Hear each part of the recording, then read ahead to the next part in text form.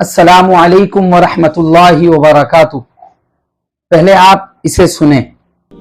صحابی ہونا کوئی بڑی فضیلت نہیں ہے، اصل فضیلت ہے لا الہ الا اللہ محمد رسول اللہ کا اقرار کرنا۔ یہ کہتا ہے کہ صحابی ہونا کوئی بڑی فضیلت کی بات نہیں، فضیلت ہے کہ لا الہ الا اللہ کا اقرار کرنا۔ اگر صحابی ہونا کوئی فضیلت نہیں تو بخاری کی حدیث ہے، نبی کریم صلی اللہ علیہ وسلم نے فرمایا میرے اصحاب کو، میرے صحابی کو برا بھلا مت کہو۔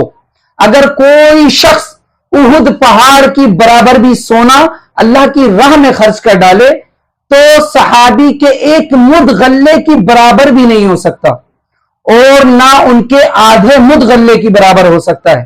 اگر صحابی ہونا کوئی بڑی فضیلت نہیں تو اللہ کے نبی کی اس حدیث کا تو انکار کر، بدبخت، بخاری کی اس حدیث کا تو انکار کر۔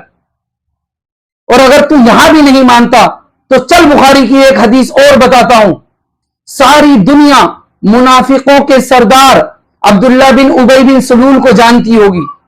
جب اس کا انتقال ہوا تو ان کے بیٹے جو صحابی ہیں عبداللہ بن عبداللہ اللہ کے نبی کے پاس آئے اور کہا اللہ کے نبی میرے والد کا جنازہ پڑھا دیں۔ حضرت عمر رضی اللہ تعالی عنہ نے منع کیا کہ اللہ کے نبی آپ ان کا جنازہ نہ پڑھائیں، تو اللہ کے نبی نے کہا کہ میں اس وقت تک ان کا جنازہ پڑھانے سے نہیں رک سکتا جب تک میرا رب مجھے منع نہ کر دے۔